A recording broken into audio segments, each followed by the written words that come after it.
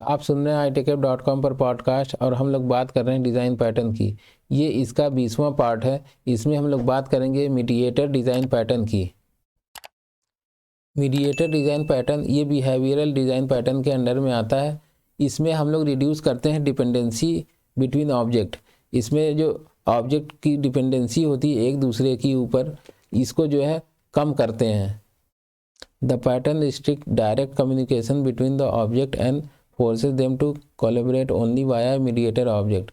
इसमें हम लोग ऐसा कुछ करते हैं जिससे कि उनका जो है डायरेक्ट कम्युनिकेशन ना हो सके, और उनको जो है इस बात के लिए हम मजबूर करते हैं कि वो एक मीडिएटर के थ्रू ही आपस में कम्युनिकेट करें।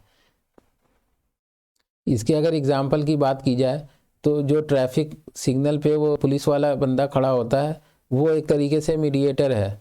अगर कोई बंदा मान लीजिए कि वो ट्रैफिक पुलिस वाले को बीच में ना लाए और सीधा अपने आप ही वो कम्युनिकेट करे, यानी कि वो अपनी गाड़ी चलाता रहे, तो एक दूसरे को ठोकेगा फिर।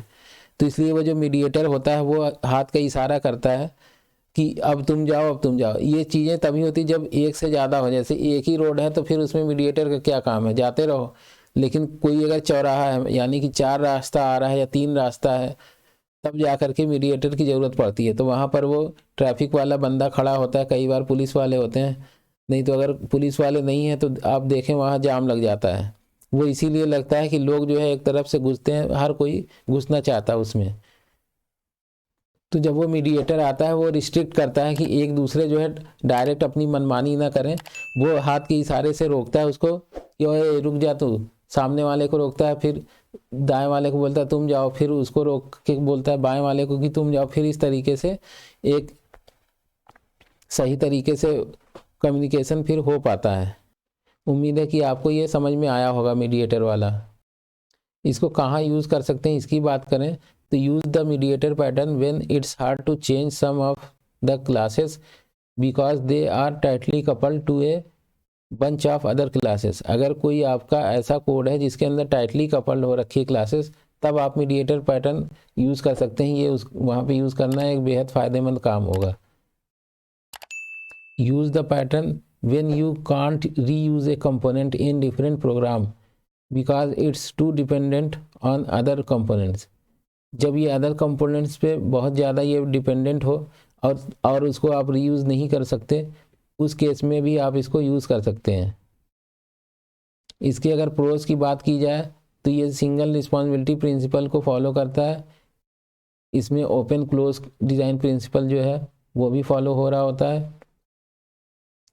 You can reduce coupling between various component of a program।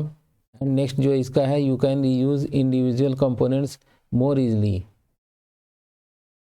इस डिज़ाइन पैटर्न के साथ आप chain of responsibility, command, mediator और ऑब्जर्वर को भी इसके साथ यूज़ कर सकते हैं, जिससे कि इसमें और इजी हो जाता है काम करना। बात करें अगर जावा में इसके एग्जांपल की, तो जावा यूटिल के अंदर एक टाइमर जो है वो इसके अंदर जो शेड्यूल मेथड होता है वो एक इसका अच्छा एग्जांपल है। इसी तरह से कंकरेंट पैकेज में जो एग्जीक्यूटर है जिसमें एग्जीक्यूट मेथड होता है वो भी इसका एक अच्छा एग्जांपल हो सकता है। उम्मीद है ये आपको समझ में आया होगा मीडिएटर डिज़ाइन पैटर्न। अब हम लोग आगे बढ़ते हैं और नेक्स्ट पार्ट में बात करेंगे मोमेंटो डिज़ाइन पैटर्न की। तो इस वाले पार्ट में बस इतना ही। आप इसको लाइक कर दें और चैनल सब्सक्राइब कर लें ऐसे ही और पॉडकास्ट सुनने के लिए।